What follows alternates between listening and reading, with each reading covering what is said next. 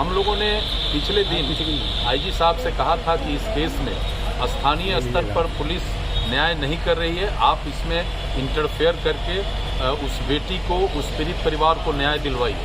IG साहब ने हम लोगों से कहा था कि 3 से 4 दिन में आपको इस केस का स्टेटस हम अवगत कराएंगे और कार्रवाई होगी। लेकिन आज 8 दिन बीत जाने के बाद फिर हम लोग आईजी साहब के यहाँ आए हैं, तो यहाँ आईजी साहब ने अनुसंधानकर्ता और पर्यवेक्षणकर्ता दोनों को बैठा के सारे केस पर क्रॉस डिस्कशन किया है और उन्होंने कुछ निर्देश दिया है। और आईजी साहब ने कहा है कि मैं खुद कल घटना स्थल पर जाऊंगा और वहाँ केस को व्यक्तिगत स्तर पर देखूंगा। ठीक है, ये आईजी साहब ने कहा है। हम लोगों ने इनको कहा है कि मुजफ्फरपुर में सबसे सीनियर कोर्ट या सुप्रीम कोर्ट कहिए पुलिस का आप है, और आपसे जब न्याय नहीं मिलेगा तब तो फिर प्रजातांत्रिक तरीके से हमको इस मामले पर अपने मांग को मनवाने के लिए, न्याय के लिए हमको तो कुछ न कुछ करना पड़ेगा।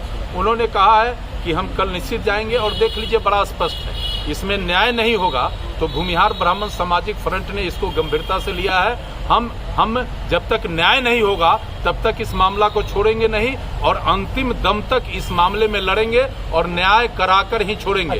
और दूसरे कई और मामले में, एक कर्जा का मामला था, एक साहेबगंज का मामला था, हम लोगों ने एक वैशाली का मामला था।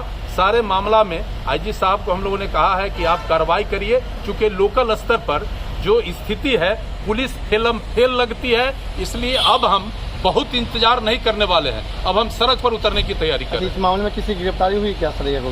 अरे सरैया में एक आदमी का गिरफ्तारी हुआ, बाकी नेम्ड FIR है और लोग हैं, केवल जांच की बात हो रही है, अभी तक इनको CDR नहीं मिला है।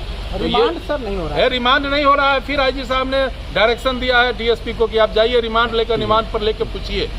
ये न्यायालय का भी कुछ इसमें मामला था, माननीय न्यायालय का, इस पर पुलिस के आला अधिकारी ने कहा है कि तुरंत हम इस पर कार्रवाई करेंगे और लड़ेंगे, छोड़ेंगे नहीं। ये स्पष्ट है कि अगर हमें न्याय नहीं मिला तो हम लड़ेंगे। फ्रंट बिल्कुल तैयार है।